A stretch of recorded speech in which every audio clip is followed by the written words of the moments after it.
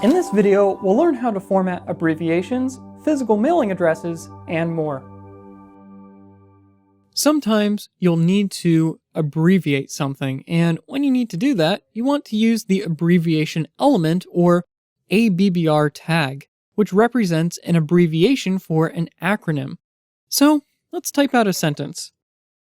We'll create a paragraph, and then inside of our paragraph, we'll say, I know how to use scuba gear. And we'll save that out. And scuba is an acronym, so we want to wrap it in the abbreviation tag. So we'll type out ABBR, and then we'll close it after we're done with the word scuba. So if we switch over to the browser and refresh, you can see that we now have a sentence that says, I know how to use scuba gear. And there doesn't appear to be anything special about scuba other than that the word is all capitalized, but that's something that we did on our own.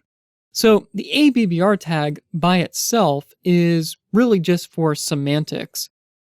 Now, optionally, you can add the expansion of the acronym using the title attribute inside of the ABBR tag. So let's go ahead and try that out.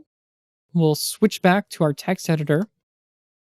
And inside of our first opening ABBR tag, we'll add the title attribute, and we'll put in the expansion of the acronym. So scuba means self-contained, underwater, breathing apparatus. We'll save that out, switch back to the browser, and refresh the page. And as you can see, nothing looks different at first, but if we hover over the word scuba, you can see that we now have a title tag that says self-contained underwater breathing apparatus, the expansion of the acronym. Next up is the address element, and as you may have guessed, the address element represents contact information. So let's try it out. We'll switch over to our text editor, and we'll skip down a few lines here and open up our address tag, and then we'll close it. And then inside of it, I'll just put my name, pet it. We'll say I live on 1234 Example Road in the city of Metropolis, and hit save. And we'll switch back to the browser and refresh. And so far, nothing looks too special about this address other than that the text is italicized. But we can do a little bit better than that by adding in some formatting. So let's switch back to our text editor, and we'll add in some line breaks. So we'll add in a line break after the first line and the second line. And we don't need one after the third line because there's nothing that comes after it. So we'll save that out, switch back to the browser and refresh. And as you can see, we now have our address on 3 separate lines, as it should be. Now, if the address element is a child of the body tag, which it is in our case, the address tag is a direct child or directly nested under the body tag, then it's contact information for the whole document. If it's inside another element, such as an element that's meant to represent a person or a place, then the address information is localized to that specific element. So for example, if you had a list of people with address tags inside of them, the address would be associated with each individual person and not necessarily the entire page. Next up is the cite element, and the cite element represents the title of a work, like a book, a movie, a song, or even specific things like a script for a TV show, an opera, a research paper, or a legal case report. It's fairly broad in scope. So let's type in some text. We'll skip down after our address tag, and we'll type in a paragraph that says, my favorite book is A Tale of Two Cities by Charles Dickens. Then we can go ahead and add the cite tags.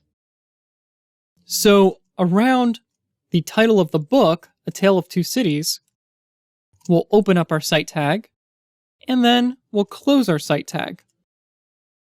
And if we switch over to the browser and refresh the page, you can see that we now have that paragraph there that says, "My favorite book is A Tale of Two Cities by Charles Dickens." And the title of the work, A Tale of Two Cities, is italicized. This is added by default from the browser. Finally, we're going to learn about the WBR element, which represents a line break opportunity. So let's say that you had a really long word or a long URL. We'll skip down a few lines here. And let's say that we had a long URL like thinkvitamin.com. We can add the WBR tag in the middle like this to separate the words think and vitamin. So there's our WBR tag, which is a self-closing element just like the BR tag. We'll save that out, switch back to the browser, and refresh. And as you can see, we have the paragraph with the URL thinkvitamin.com, but it doesn't actually have a line break. That's because the WBR element won't always insert a line break like the BR element does. If there's not enough horizontal space to fit the whole word in, then the browser will break the text down to the next line in the place that you've specified with the WBR tag. So, in our case, that would be right after the word think and right before the word vitamin.com. The WBR tag isn't used very often, but it's still very important to be aware of if you come across one of these particular situations. That about wraps things up for text elements. Remember, it's important to use these elements to add semantic meaning to your page.